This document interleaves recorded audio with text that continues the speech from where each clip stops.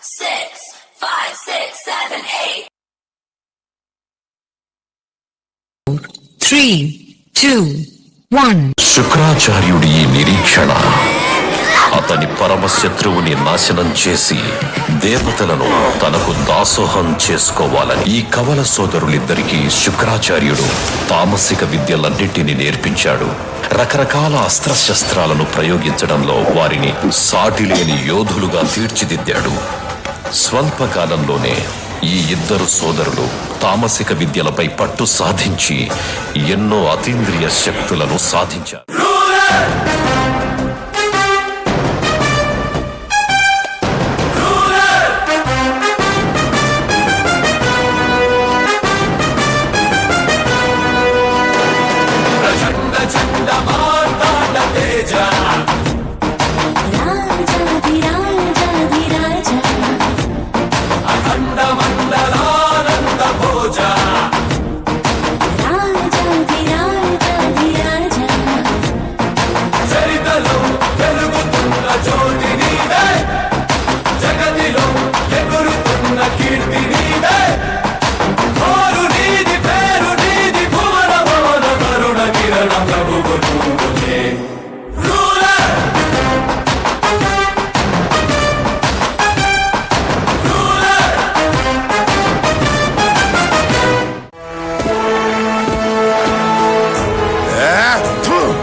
వీళ్ళు మనుషుల చెట్లకి పుట్లకి పశువులకి పాములకి పూజలు చేసే వీడొక రాజా. నపుంసకుడు. ఇలాంటి పురుగుల్ని అన్నీ నాశనమైపోయాయి. మా సమాజం, మా ప్రజలు, మా కలలన్నీ. ఎందుకంటే మీకన్నీ కావాలి. ఓ ప్రభు, ఎక్కడున్నావు?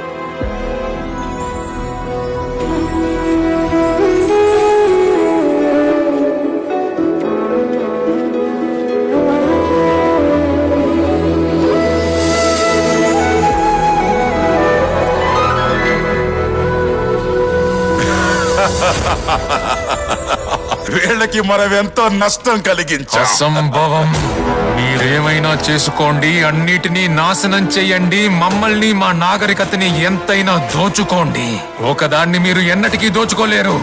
మాకున్న పరమ భక్తి విష్ణువు పట్ల.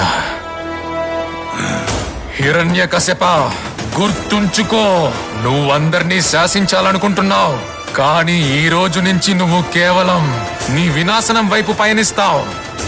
ఏదో ఒక రోజున నీ అహంకారపు చివరి మెట్టుపై నుండి కిందకి జారి నీవే స్వయంగా నీ మృత్యుని ఆహ్వానిస్తావు. ఓం నమో భగవతే వాసుదేవాయ.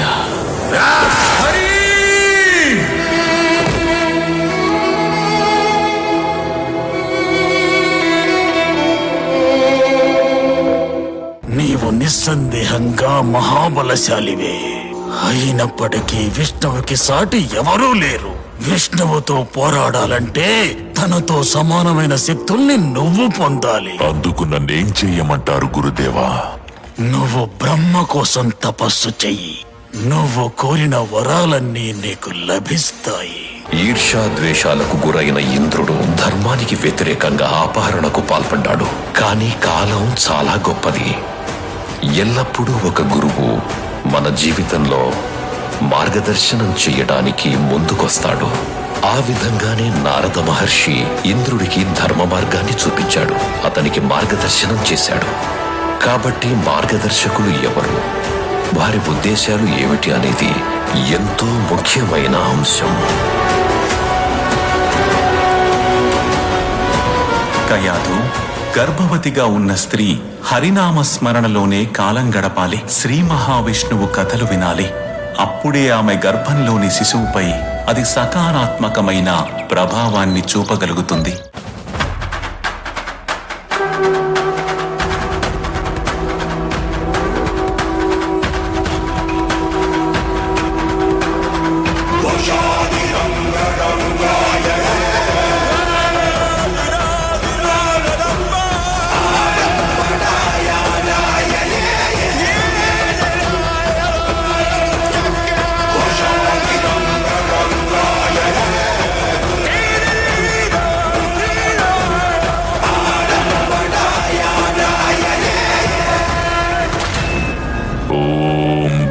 బ్రహ్మదేవాయ నమః. ఓం బ్రహ్మదేవాయ నమః. ఓం బ్రహ్మదేవాయ నమః. ఓం బ్రహ్మదేవాయ నమః.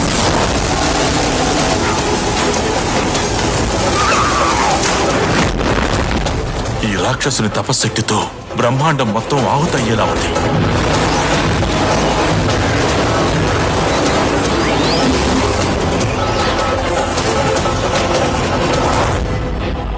కశ్యప పుత్ర హిరణ్యకశిప, హే సృష్టి రచయిత, హే ప్రజాపిత, మీకు ఆది లేదు, అంతం లేదు. మీరు హిరణ్య గర్భులు. మీ గర్భంలోనే మీరు సృష్టించిన ఈ బ్రహ్మాండమంతా దాగి ఉంది. సకల జీవుల సృష్టికర్త అయిన హిరణ్య గర్భునికి ఈ హిరణ్యకశిపుని శతకోటి ప్రణామాలు. నేను నీ తపస్సుకి ప్రసన్నుడనయ్యాను వత్స. కోరుకో, నీకే వరం కావాలో కోరుకో. అన్నీ కావాలి. ఓ బ్రహ్మదేవా, నాకు వరం ఇవ్వండి. ఈ సృష్టిలో మీచే సృష్టించబడిన ఏ జీవి వల్ల నాకు మరణం సంభవించకూడదు. అది దేవతలైనా, మానవులైనా, పశుపక్షాదులైనా సరే. నా మరణం పగలు గాని, రాత్రి గాని, నా మరణం గృహం లోపల గాని, గృహం వెలుపల గాని, అస్త్ర శస్త్రాల వల్ల గాని, సజీవుల చేత గాని, నిర్జీవుల చేత గాని, అదే విధంగా యోగం ద్వారా లభించే అన్ని సిద్ధులు నాకు ప్రదానం చెయ్యండి. ముల్లోకాలలో యశస్సు ఐశ్వర్యం నాకే దక్కాలి. దానితో నేను సమస్త జీవులకు సామ్రాట్టునవ్వాలి. ఆ అఖండ శక్తిని నాకు ప్రదానం చెయ్యండి. ఈ బ్రహ్మాండంలోనే శక్తివంతుడైన పురుషునిగా మారే వరాన్ని నాకు ప్రసాదించండి బ్రహ్మదేవా. నేను అఖండ శక్తిమంతుణ్ణవ్వాలి. ఇటువంటి వరాన్ని ఇప్పటి వరకు నేను ఏ భక్తుడికి కూడా ఇవ్వలేదు. అయినప్పటికీ ఒకటి మాత్రం నిజం, నీవు చేసిన విధంగా ఘోరమైన తపస్సు ఇంతకు మునుపెవ్వరూ సృష్టిలో చెయ్యలేదు. ఇక మీదట భవిష్యత్తులో చెయ్యబోరు. తథాస్తు.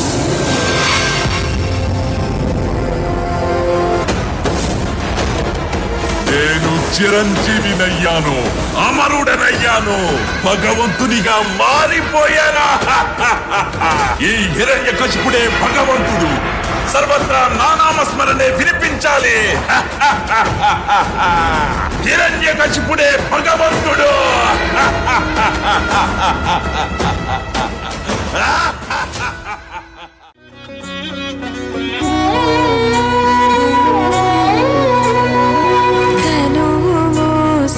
ప్రాణమా మనసున ఆనందమా కీడు నీదరి చేరు క్షణమే ఆగున జీవం సూర్యరేఖల నయనమా చంద్రకాంతుల హాసమా వెలుగు పంచిన నీ తేజం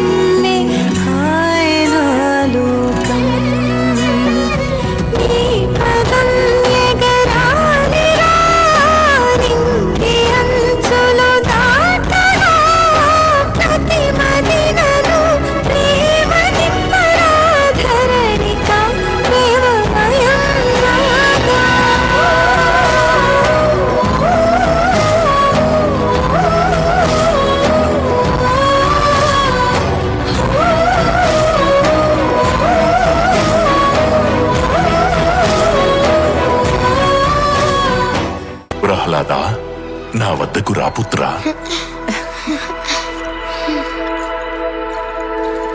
ప్రణామాలు తండ్రి. దేవతలందరినీ నా దాసులుగా చేసుకుని మొత్తం జగత్తునంతా జయించిన ఆనందం ఒకవైపు, పుత్రవాత్సల్యంతో పొందే ఆనందం మరోవైపు. పుత్ర, ఈ రోజు నా ఒడిలో కూర్చున్న నీవు రేపు ఆ సింహాసనాన్ని అధిష్ఠించాలి. కనుక చక్రవర్తి కాబోయే ఈ చిన్నారి రాకుమారుని వివేకానికి, సామర్థ్యానికి ఒక చిన్న పరీక్ష పెట్టబోతున్నాను. అవశ్య తండ్రి గారు. నాయనా ప్రహ్లాద, గురుకులంలో నీవు ఏ విద్యలైతే అభ్యసించావో వాటి ఆధారంగా చెప్పు.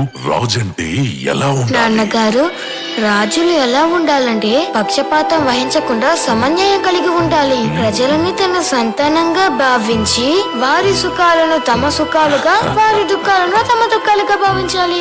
రాజు కేవలం తన రాజ్యం మాత్రమే కాదు, తన ప్రజల మనసుల్ని కూడా అతను పరిపాలించాలి నాన్నగారు. ఆహా, ఎంతో బాగుంది. వివేకంతో కూడిన నీ మాటలు వింటుంటే నాకు ఎంతో సంతోషంగా ఉంది. అసురుల జాతి భవిష్యత్తు నీ చేతుల్లో సురక్షితంగా ఉంటుంది. ఆపకం, ఇంకా చెప్పు. రాజు ప్రథమ కర్తవ్యం ఏమిటంటే అతను పరమ పురుషుడైన భగవంతుని పట్ల తన ప్రజలలో భక్తిని పెంపొందించాలి. సర్వశక్తిమంతుడు సృష్టిని పోషించే ఆ పురుషోత్తముని అందరూ పూజించేలా చెయ్యాలి తండ్రి. ఆయనే శ్రీ మహావిష్ణువు.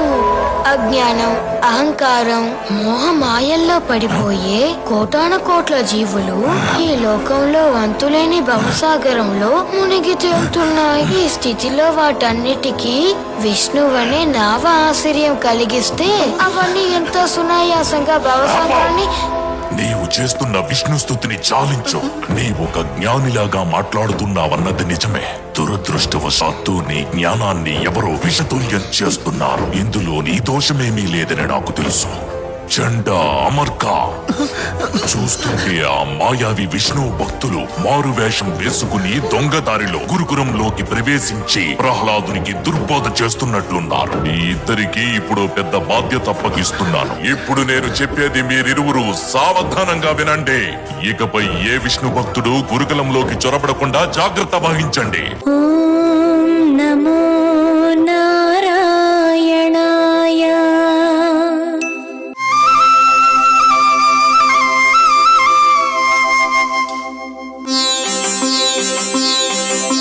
నారాయణ మంత్రం శ్రీమన్నారాయణ భజనం. నారాయణ మంత్రం శ్రీమన్నారాయణ భజనం. భవబంధాను పారద్రోణి పరమున సంగే సాధనం. నారాయణ మంత్రం శ్రీమన్నారాయణ భజనం. రై నీచుడా, అధముడా, కులద్రోహి, మళ్ళీ తప్పించుకున్నావా? ప్రహ్లాద, నీ విష్ణువు అంతటా వ్యాపించి ఉంటాడు కదూ? అలా అయితే అతని స్తంభంలో కూడా ఉండాలిగా.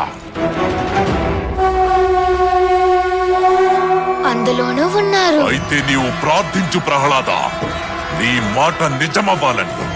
ఒకవేళ అతని ఈ స్తంభంలో లేకపోతే గనక ఈ రోజు ఈ హిరణ్యకశిపుడు ఈ నిండు సభలో అందరి సమక్షంలో ఖడ్గంతో నీ శిరస్సును ఖండించక మానడు.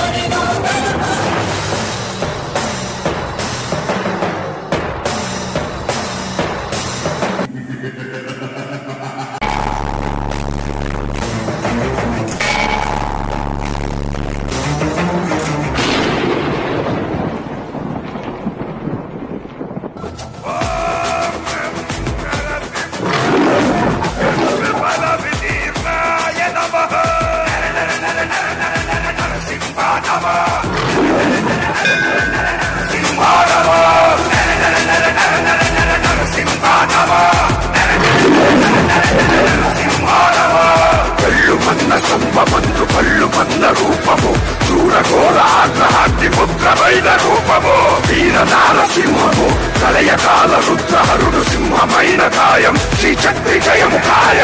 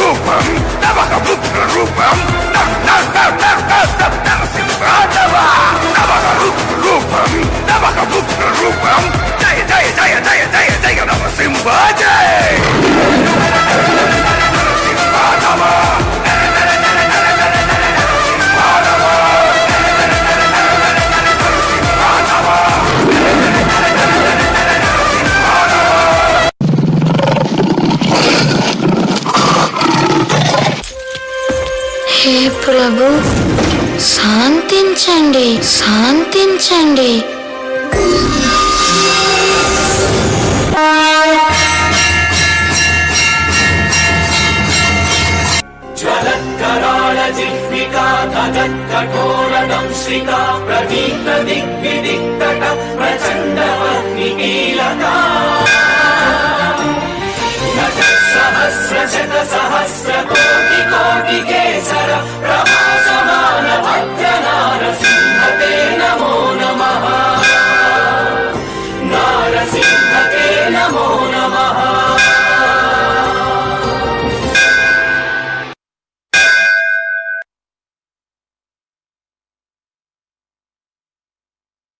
ప్లీజ్ ఒక్కసారి గట్టిగా చప్పట్లు కొట్టాలని కోరుకుంటున్నాను. ప్రతి ఒక్కళ్ళు కూడా they deserve each and every clap. They deserve each and every clap. That was powerful performance, 9th class boys. Thank you so much once again.